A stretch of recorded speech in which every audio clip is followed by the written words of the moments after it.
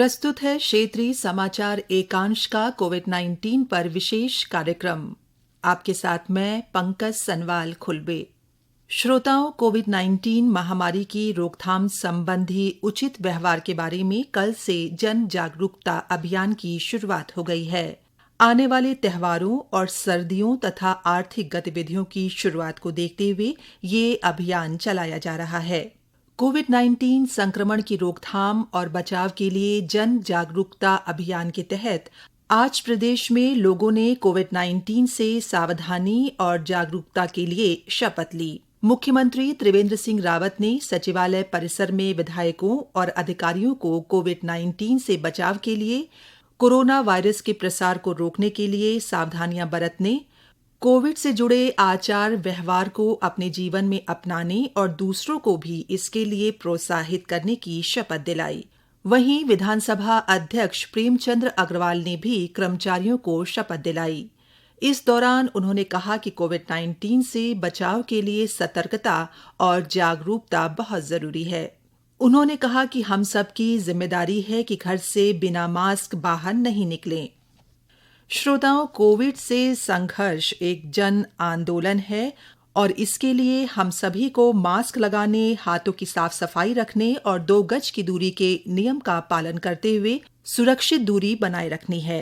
मैं डॉक्टर माधुरी बड़थाल बोल रही हूँ। कोविड-19 से भारत ही नहीं पूरा विश्व ग्रसित है, किंतु वर्तमान में कोविड-19 को लोग सामान्य रूप से लेने लगे हैं, जिससे कोरोना बढ़ने का खतरा बना हुआ है। अतः कोरोना को हराने के लिए, कोविड-19 से बचने के लिए उचित व्यवहार का, आपसी जो व्यवहार है हमारा, उसका पालन करना बहुत जरूरी है। अपने हाथ साबुन और पानी से नियमित तौर पर अच्छी तरह से धोते रहें, फेस कवर, मास्क पहने, दूसरों से 2 गज की दूरी अवश्य बनाए रखें। ये हम सबकी नैतिक जिम्मेदारी है कि हम सोशल डिस्टेंसिंग का पालन करें। कोरोना की वैक्सीन जब तक नहीं आती, तब तक ये दूरी जो हम दूरी बनाए रखेंगे, हाथ पानी से और साबुन से धोते रहेंगे, तो यही वैक्सीन काम करेगा। कोरोना को हराना है तो मास्क आपने जरूर लगाना है। नमस्कार, मैं डॉक्टर प्रीतम भरतवान बोल रहा हूँ और आप सब लोगों से निवेदन है कि आप इस कोविड-19 अभी पूर्ण तरह से खत्म नहीं हुआ है और ये प्रकोप अभी इसका जारी है, लेकिन हम लोगों को सावधान रहना है और 2 गज की दूरी, मास्क है बहुत जरूरी, उसका पालन करना है। अनावश्यक रूप से हम घरों से बाहर नहीं निकले और जब तक किसी कोई दवा नहीं आ जाती, जब तक कोई वैक्सीन नहीं आ जाती और धीरे धीरे करके इसका प्रकोप जब तक समाप्त नहीं हो जाता है, तब तक हमने बहुत सावधान रहना है। थोड़ा सा भी लक्षण अगर दिखाई दे, जैसे को कोई गले में दर्द या जुकाम, खांसी, वो डॉक्टर की सलाह ले और लापरवाही की यहाँ कोई गुंजाइश नहीं है। ये जो बीमारी है, आप एक्सपर्ट की राय बार बार जान ही रहे होंगे कि आपको कई दिन तलक कई बार लक्षण नहीं दिखाई देते और उसके बाद एकाएक उसकी हालत खराब हो जाती है और फिर बिगड़ते हुए देर लगती है। इसलिए इसको हल्के में न लें, ये आप लोगों से निवेदन है। आप मास्क और 2 गज की दूरी, सोशल डिस्टेंसिंग को बना के रखें और अपना पूरा ख्याल रखें। जो भी डॉक्टरी गाइडलाइन है उसका पूरा ख्याल रखें, ये आपसे निवेदन करना चाहता हूँ। नमस्कार। श्रोताओं, हम अपने कोविड-19 के इस विशेष कार्यक्रम के माध्यम से विभिन्न जिलों में किस तरह से कोरोना से बचाव के लिए कार्य किए जा रहे हैं और लोगों को कैसे जागरूक किया जा रहा है, इससे आपको अवगत करा रहे हैं। इसी कड़ी में आज जानते हैं रुद्रप्रयाग जिले के बारे में, जिसके बारे में जानकारी दे रही हैं जिलाधिकारी वंदना सिंह। आपसे बातचीत कर रहे हैं संवाददाता राघवेश पांडे। जी मैम, ये रुद्रप्रयाग जिले में कोरोना से बचाव के लिए क्या उपाय किए जा रहे हैं?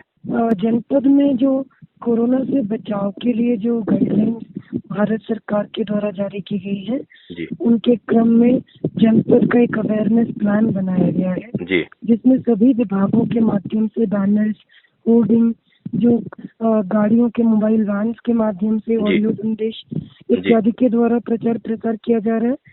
साथ में सभी विभागों की ड्यूटीज लगाई गई हैं। जो यात्रा मार्ग है, क्योंकि यात्रियों की संख्या बढ़ रही है केदारनाथ में, तो यात्रा मार्ग में विभिन्न मैन पावर को तैयार करके वहाँ पे तैनात किया गया है, जो सभी श्रद्धालुओं को मास्क के लिए अवेयर कर रहे हैं। साथ ही इन्फोर्समेंट एक्टिविटी भी पुलिस डिपार्टमेंट के माध्यम से चलाई जा रही है। जो हमारा बाल विकास विभाग है, आंगनवाड़ी कार्यकर्ताओं के माध्यम से डोर टू डोर कैंपेन ज्यादा से ज्यादा सैंपलिंग को बढ़ाने के लिए चलाया गया है और हैंड हाइजीन दिवस के रूप में वजन पोषण दिवस को मनाया जाने के लिए निर्देश भी पारित किए गए हैं और 5 तारीख को ये पूरे जिले में सभी आंगनवाड़ी केंद्रों में आयोजित किया गया। वर्तमान में ग्रामीण क्षेत्रों में जो वृद्ध व्यक्ति हैं और जो गर्भवती महिलाएं, पूर्व से गंभीर बीमारियों से ग्रसित जो लोग हैं, उनकी सैंपलिंग पे फोकस किया जा रहा है। लगभग 7 मोबाइल टीम हमारी सैंपल कलेक्शन के लिए काम कर रही है।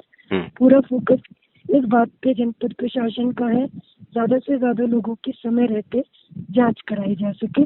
सभी लोगों से मेरा अनुरोध भी है कि अपने घरों में जो बुजुर्ग लोग हैं, पूर्व से बीमार लोग हैं, उनकी सैंपलिंग नजदीकी स्वास्थ्य केंद्रों में कराएं और जब भी गांव में स्वास्थ्य की टीम जांच करने के लिए आती है तो सैंपल अपना अवश्य दें। जी मैम, केदारनाथ में श्रद्धालुओं की भीड़ बहुत तेजी बढ़ रही है और वैसी खबर मिली थी कि वहाँ पे लोग कोरोना पॉजिटिव पाए गए थे। उसको देखते हुए क्या आपने निर्देश दिए हैं? अभी केदारनाथ धाम में क्योंकि एसओपी के अनुसार श्रद्धालुओं का कोविड टेस्ट रजिस्ट्रेशन से पूर्व नहीं कराया जा रहा है, परंतु यात्रा पड़ावों में सोनप्रयाग से लेकर केदारनाथ तक विभिन्न जो मेडिकल टीमें हैं हमारी, उनके माध्यम से थर्मल स्कैनिंग की व्यवस्था की जा रही है। थर्मल स्कैनिंग में जो भी व्यक्ति सस्पेक्टेड लगते हैं या टेम्परेचर या कोई सिम्टम्स नजर आते हैं डॉक्टर्स को, उनका टेस्ट कराने के लिए रिकमेंड किया जाता है। और अभी सोनप्रयाग और केदारनाथ में टेस्टिंग की फैसिलिटी अवेलेबल करा दी गई है। साथ में मास्क के अनुपालन के लिए पर्याप्त संख्या में वहाँ पर पुलिस फोर्स और एसडीआरएफ डीडीआरएफ की टीम तैनात की गई है। और अभी क्योंकि श्रद्धालुओं को बाहर से मंदिर के दर्शन अभी तक कराए जा रहे थे, वर्तमान में नई एसओपी जारी होने के बाद सभा मंडप से 1 by 1 दर्शन करने की अनुमति फिजिकल डिस्टेंसिंग को मेंटेन रखते हुए प्रदान कर दी गई। जी मैम, कोविड-19 को देखते हुए व्यवहार बदलाव उपयुक्त व्यवहार अभियान के लेकर अभियान से शुरू किया गया है। प्राइम मिनिस्टर ने ट्वीट करके अभियान की शुरुआत की है, उसको लेकर क्या संदेश देंगे आप, क्या जनता करना चाहेंगे? अभी क्योंकि कोविड के 90% लोग एसिम्प्टोमेटिक हैं, ज्यादातर लोग जो पॉजिटिव मिलते हैं उनमें भी उनको भी पता नहीं लगता है कि उनको कोई कुछ हुआ है, इसलिए लोग काफी रिलैक्स हो गए हैं। उनको लगता है कि ये गंभीर नहीं है या ये जानलेवा नहीं है और लोगों में जागरूकता का भाव है। तो मेरा कहना ये है, सभी को ये संदेश है कि किसी भी प्रकार से इसको हल्के में ना लें। वर्तमान में जब इसका कोई कंफर्म मेडिकल ट्रीटमेंट प्रोटोकॉल नहीं आ जाता है, तब तक के लिए हमारे पास सावधानी में ही जो है सुरक्षा रखने का एकमात्र रास्ता उपलब्ध है। तो अपना बचाव हम स्वयं कर सकते हैं, साथ ही अपने घर वालों का जरूर ख्याल रखें। अपने घर में जो बुजुर्ग हैं, बीमार लोग हैं, गर्भवती महिलाएं हैं, उनको जरूर टेस्ट कराएं। जितना जल्दी सैंपल कराएंगे उतना जल्दी इन्फेक्शन का पता लगेगा। जी, और लोगों से कहना चाहेंगे आप कि लोग मास्क पहने, सोशल डिस्टेंसिंग मेंटेन करें, बराबर हाथ और मुंह धोते रहें साबुन से। जी बिल्कुल बिल्कुल। जी तो मैडम, आपने इतनी सारी जानकारी दी, इसके आपको बहुत बहुत धन्यवाद। और आइए श्रोताओं, अब जानकारी लेते हैं देश और प्रदेश में कोविड की स्थिति के बारे में। श्रोताओं, देश में कोविड से स्वस्थ होने की दर 85% से अधिक हो गई है। स्वास्थ्य मंत्रालय ने बताया है कि अब तक कुल 58,27,704 लोग स्वस्थ हुए हैं। मंत्रालय ने बताया है कि कोरोना संक्रमण से स्वस्थ होने की दर बढ़ने से संक्रमित लोगों की दर 13.20% रह गई है। वर्तमान में देश में 9,02,425 मरीज हैं। टेस्ट, ट्रैक और ट्रीट नीति के प्रभावी रूप से लागू होने से स्वस्थ होने की दर में वृद्धि हुई है और मृत्यु दर कम हुई है। देश में मृत्यु दर 1.54% है। अब तक 1,05,526 रोगियों की मृत्यु हो चुकी है। भारतीय आयुर्विज्ञान अनुसंधान परिषद के अनुसार पिछले 24 घंटों में 11,94,000 नमूनों की जांच की गई।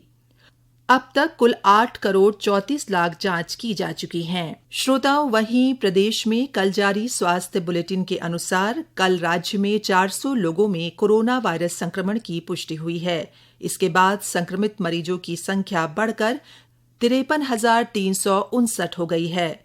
कुल संक्रमितों में से अब तक 44,535 लोग ठीक हो चुके हैं।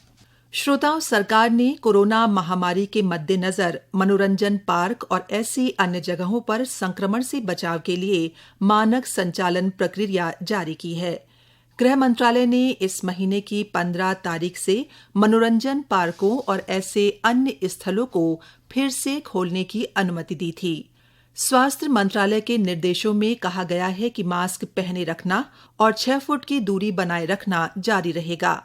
मनोरंजन पार्कों में सभी प्रकार के झूलों को सैनिटाइज करना होगा और आने जाने का अलग समय रखा जाएगा। थिएटर और फूड कोर्ट में कुल क्षमता के 50% लोगों को ही आने दिया जाएगा।